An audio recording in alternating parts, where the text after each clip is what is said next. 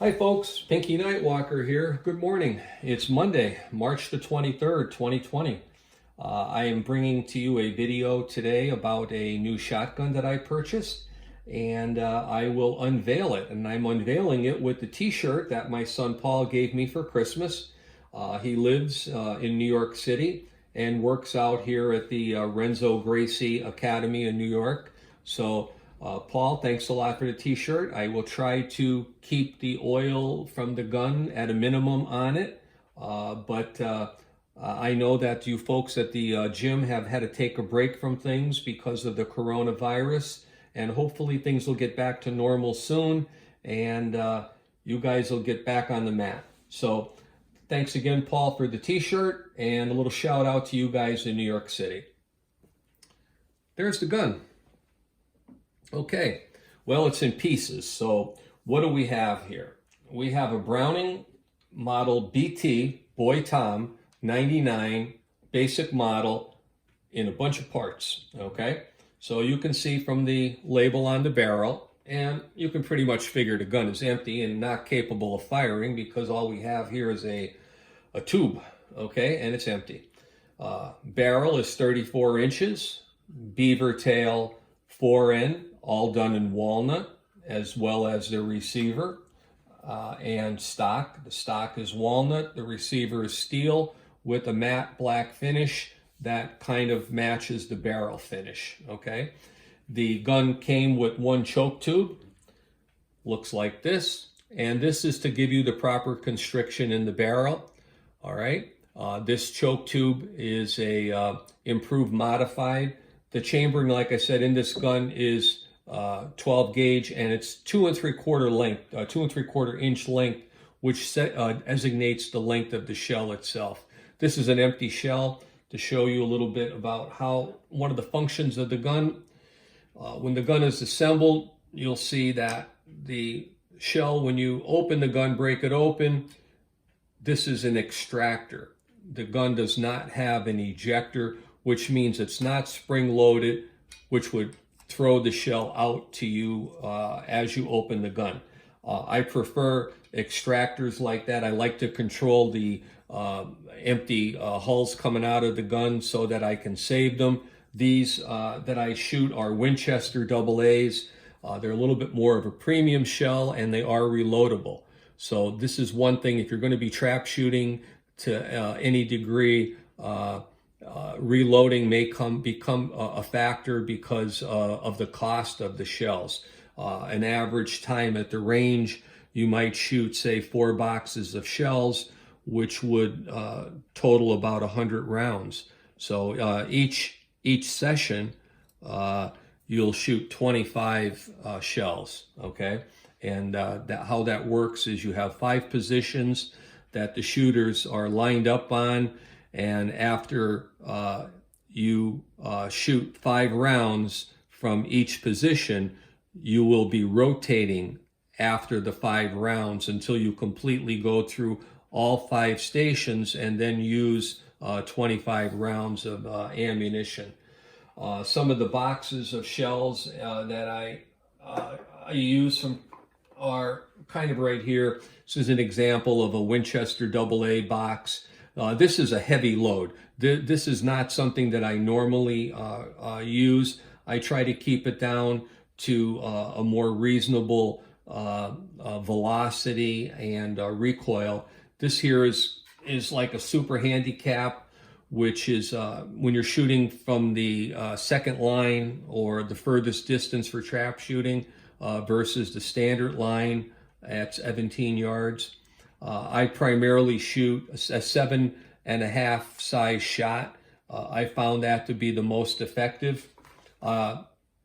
Generally speaking, I use a lighter load. I don't have any up here on the desk for you, except something like this. This is a white box, a little cheaper round, and this is a little lower velocity and a lot less recoil. So if you're going to shoot 100 rounds or more during a session,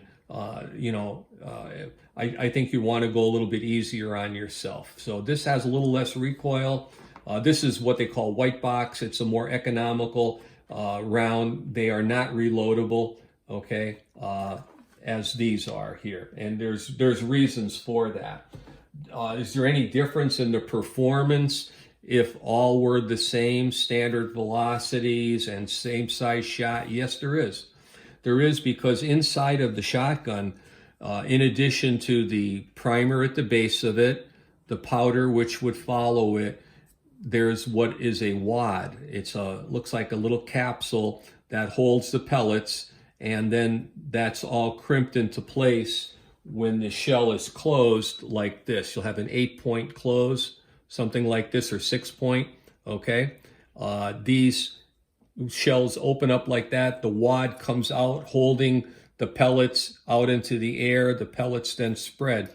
The wads do play an important factor in the patterning of the gun, which means how much coverage you're going to get out there and put on the target in order to break the bird, clay bird, that is, like effectively.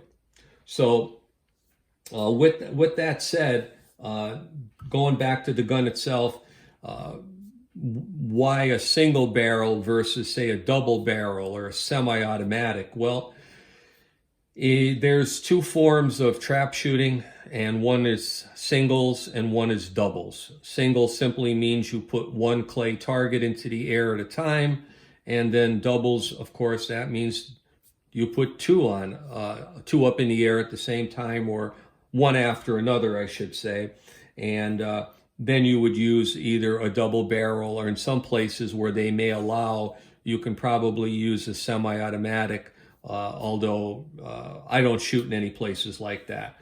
So mine is limited to either a single barrel or a double barrel shotgun, and then I use an over and under for the doubles. So anyway, this is a little brief peek at the gun. Maybe we can do a quick assembly of it. Hopefully I will not scratch up this desk any further. Let me put this down here a little bit. Show you kind of what it looks like.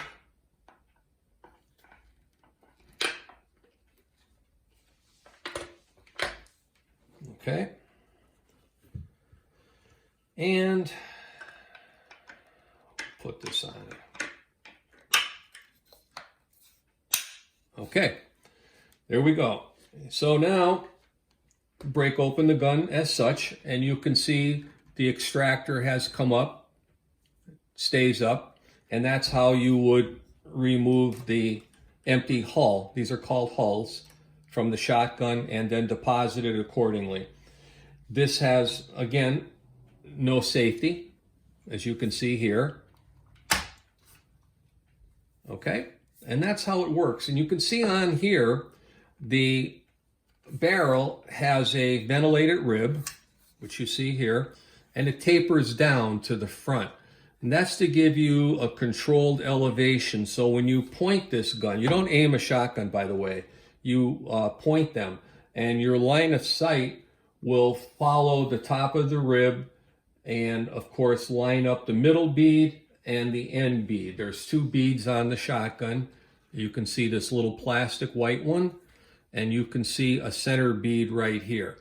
Okay, so that's how that kind of works. And to exaggerate the view, you'd be shooting almost like this. Okay, but what it is that these beads should align themselves in the beginning when you shoulder the gun to double check your shouldering. They should align themselves both left to right, and the rear bead should be slightly below the front bead, okay? And that's how trap shooting kind of works like that. There's a little bit more to it. It sounds easy in the beginning, but when you get out there, you can sometimes get frustrated when things don't go well. Again, this came with one choke tube here. You can see what it looks like. And you have to be careful with the various choke tubes and stuff like that. They're not all interchangeable from shotgun to shotgun as far as even the its own manufacturer. But in this case here, we're going to limit it to one. I have other choke tubes that I can use with this particular gun. I don't really need them at this point. So anyway, That's the BT-99. It's a great gun, been around for, like I said, since the later 1960s. It's kind of a workhorse gun, an essentials, no frills type gun. And whether you're experienced trap shooter or not, don't turn your nose up at these things. They're a lot of fun to shoot. So get out at the range and do some trap shooting when things get back to normal. And Pinky said, thanks a lot for watching the video. I really enjoy trap shooting. It's a good way to relax out there.